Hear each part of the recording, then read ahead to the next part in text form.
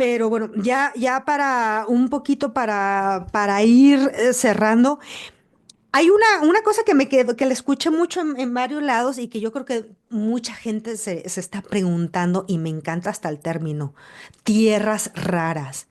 Ándale, está fascinante, ¿no? Porque ahorita estaba escuchando que ya ves que por decreto ya dijo Trump, ya se acabó la guerra con Ucrania, ya hablé con Putin, ya me puse de acuerdo en el teléfono, es más, por Zoom en corto, y ya, y a Ucrania le están avisando que ya se acabó, ¿no? Porque a Ucrania no lo invitaron a partir, o sea, ya se acabó el mitote. Pero lo que dicen es que, claro, lo que va a obtener mucho Trump a favor es el acceso a las tierras raras ucranianas.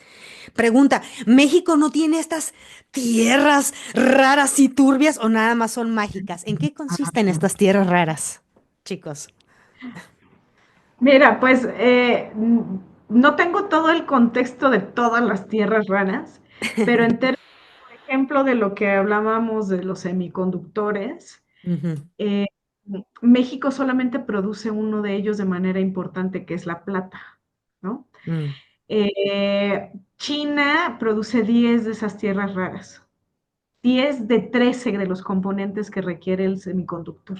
10 de 13. Estados Unidos y Rusia producen 4, ¿no?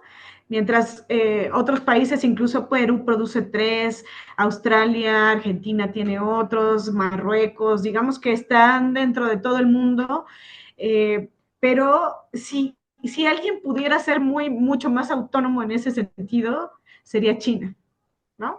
Y Estados Unidos, como bien lo ha mencionado en otras ocasiones Josa, que ahorita lo puede profundizar, está buscando otros territorios donde hay también tierras raras, ¿no? Como Mm, Groenlandia, justamente es, mm, o Ucrania, ¿no? Que ujú, dijo Trump, bueno, pues yo ya invertí en ti, yo no recuerdo exactamente la cantidad de millones que dijo, bueno, pues ahora, digamos, la forma de cobrarte va a ser con tus tierras raras, mijo, ¿no? Entonces, digamos que Estados Unidos está claro en que necesita recursos naturales para ujú. fortalecer su tecnología, ¿no? Y también está en claro en que no los tiene él, ¿no? Ah, ok. Y que requiere de tenerlos y por eso su afán colonizador imperialista hacia otros países, ¿no? Y en cambio, China tiene muchos de esas tierras raras. Entonces, Mm, ahí también radica la impotencia que tiene Estados Unidos por esta guerra comercial con China, porque sabe que China tiene también muchísimos recursos, no solamente naturales, materiales, humanos, para hacerle frente a Estados Unidos y que además eh, ha mantenido una relación comercial no coercitiva con el resto de los países, ¿no? Que a diferencia de Estados Unidos, con la política del miedo, ¿no? El castigo, la el garrote. coerción, la Ujú, obligación, el garrote, ¿no? La política del garrote y del miedo, como decías, en esta relación tóxica en la cual nos encontramos con Estados Unidos, del violentado, ¿no? El violentado que siempre además funciona con el miedo. Entonces, justamente tenemos ese miedo también importante de ya no depender de Estados Unidos. Que eso también es otra cosa, ¿no? Hablando de lo que tú decías en el bloque anterior, pues que a nosotros sí nos pegaría durísimo, pero también hace poquito salió un estudio de la UNACH en el que si bien sí se establece que, bueno, dependemos nosotros del 3 al 4% de nuestro PIB de las remesas y en caso de que nos devolvieran a nuestros migrantes, pues bajaría a lo mejor hasta el 2%, porque tampoco es que regresen a todos los mexicanos, ¿no? Estados Unidos no tiene ni la capacidad para regresar a tantos migrantes, o sea, también eso es irreal, ¿no? Eso no va a pasar, ¿Qué, no qué, va qué, a, no va qué? a regresar a todos los Eso, Betty, por favor, porque ese es otro tema que tiene a muchos acalambrados. Es que el tema de las remesas y eso es que los va a regresar a todos y qué vamos a hacer o sea, humanamente es imposible, sería hasta un costo demasiado caro, ¿no? Para Estados Unidos. Claro, los que podría regresar, por ahí sacaron un documental en el que dicen, es irreal que quieran pensar en que van a sacar a 40 millones de mexicanos más los migrantes que están allá en Estados Unidos. O sea, lo más que podrían sacar sería entre 1 o 2 millones de migrantes, en Mm, una exageración, ¿no? ah, Entonces, si eso pasara, digamos, también les decía que había un estudio reciente de la UNACH en donde dice, si saca muchos migrantes, el PIB de Estados Unidos va a disminuir en un 7%, porque se mm, disminuye la fuerza de trabajo que tienen dentro de Estados Unidos, ¿no? Entonces, también Estados Unidos no está, o sí lo está midiendo, pero es mucho bluff, ¿no? Actúa como el violentador, actúa como ese personaje violento que trabaja con la política del miedo, ¿no? De crear shock para que tú actúes, ¿no? Y entonces nosotros estamos sobreactuando tal vez hacia ese miedo que tenemos, ¿no? Un miedo, sí, fundado en muchas, por supuesto, en gran medida, ¿no? Pero que ahorita tendríamos justamente la capacidad de empezar a pensar en un mercado mucho más sólido de manera interna, ¿no? Por también el momento histórico que está viviendo Estados Unidos de una pérdida de hegemonía importante a nivel mundial, ¿no? En donde todas estas medidas justamente nos están aclarando que quieren el MAGA, ¿no? El Make America Great Again, porque entonces ya no son tan grandes como ellos pensaban, ¿no? O como ujú. ellos daban Se siempre, ¿no? autopercibían. Claro, pero entonces ellos mismos dicen, pues hay que hacer América otra vez grande, entonces ya no son, ¿no? Mm, ujú, Hay ujú. también una autopercepción de que ya no son tan grandes, ya no son tan importantes. Y entonces ahorita está poniendo en shock al mundo para que digan, ve como sí soy importante, ve como sí estás hablando, de lo único que hablan es de mí Mm, y de lo que mm. estoy poniendo y del shock que les estoy creando, ¿no? Pero digamos que situándonos un poco más, ¿no? Y hablando de esto de las tierras raras, Estados Unidos no tiene autonomía en eso, ¿no? Así como Mm. no tiene autonomía tampoco tecnológica ni en fuerza de trabajo. Estados Unidos depende por su propio modelo, el modelo que ellos mismos han estado fortaleciendo por años de globalización, terminó dependiendo muchísimo de otros países. Y entonces, pues es ahí donde podemos encontrar nuestra beta también para salirnos de este infierno de la relación tóxica que hemos tenido con Estados Unidos, ¿no? Que las Sí, diosas así lo dispongan. Josa. sí, bueno, muy rápidamente sobre el tema de tierras raras. Ujú. Yo lo que he investigado es que se les llama tierras raras porque el proceso de extracción es complejo, ¿no?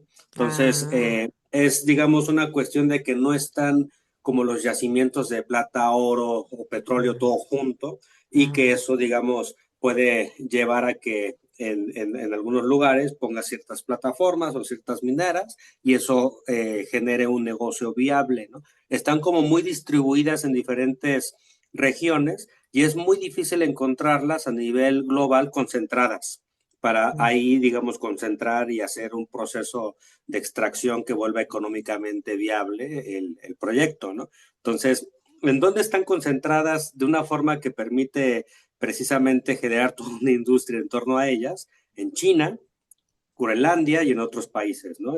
También estaba viendo que en Vietnam, mm, Rusia, pero en el caso de China es donde más han crecido, digamos, todas estas industrias en torno a las tierras raras, de tal manera que se concentra cerca del 80% del procesamiento global de las tierras raras en China. en China. 80%.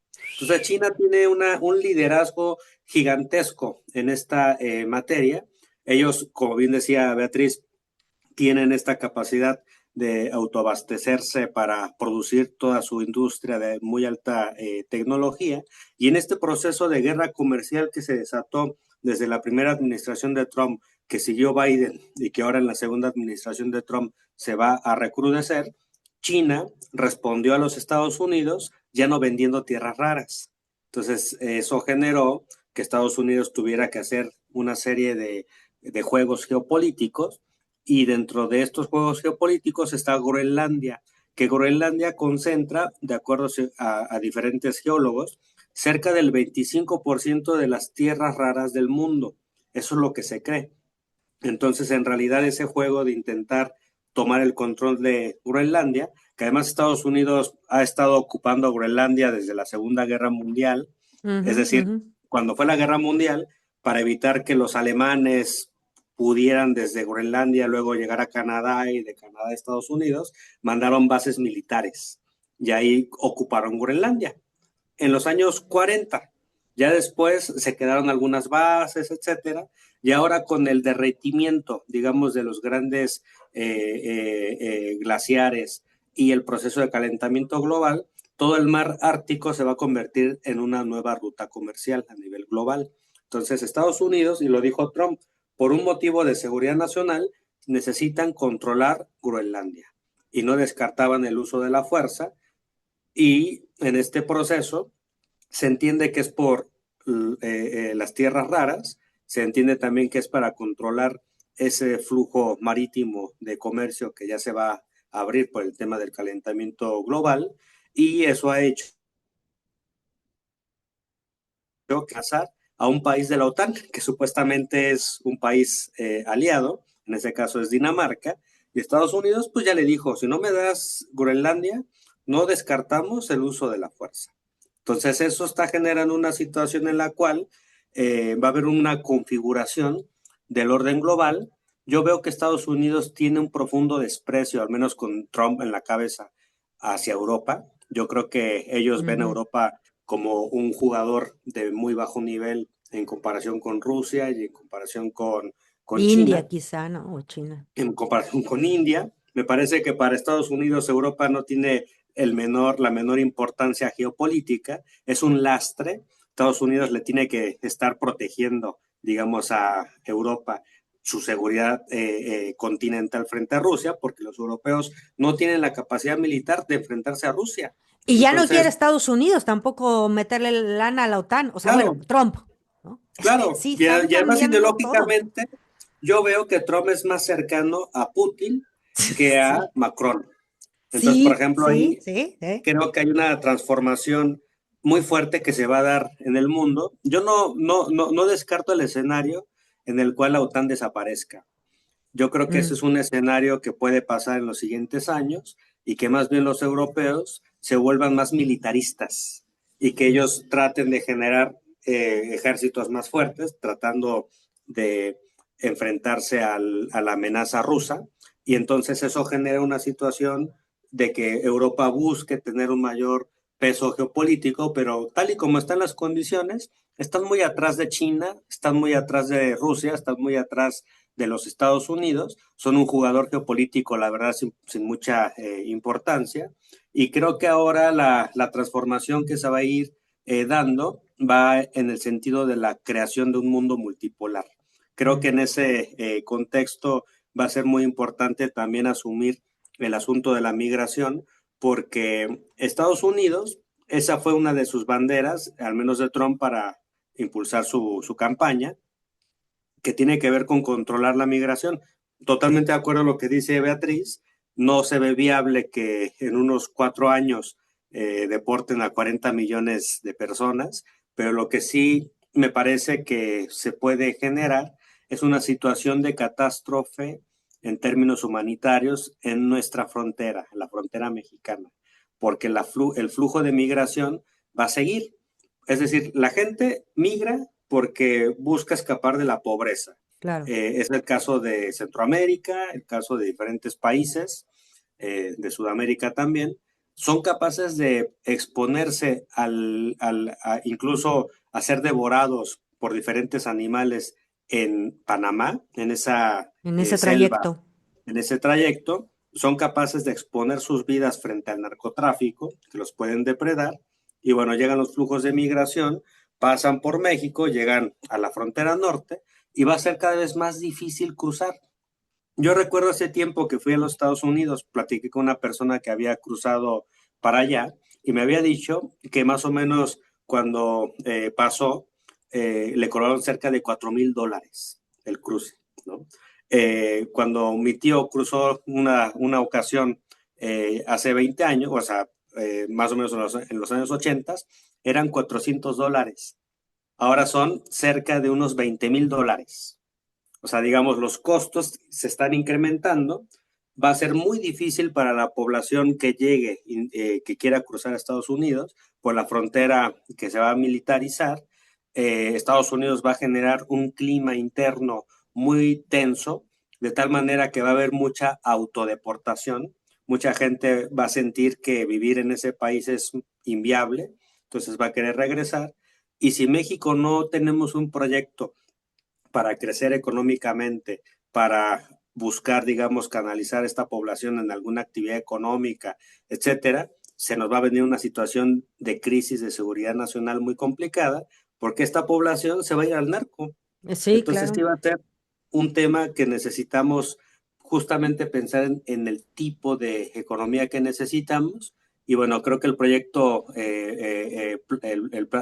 plan por México, creo que es el inicio de un avance en esa dirección y lo vamos a tener que materializar en unos cuantos años porque si no, nuestro país se va a poner en una situación invivible.